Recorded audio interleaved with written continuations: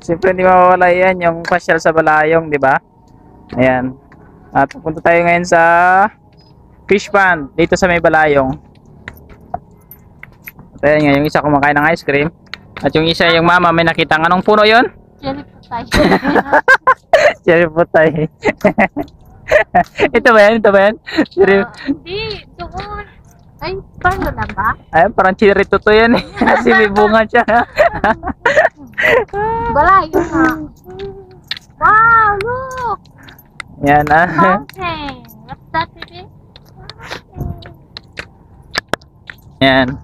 Dito tayo sa may Balayong. Yan. Balayong ka na.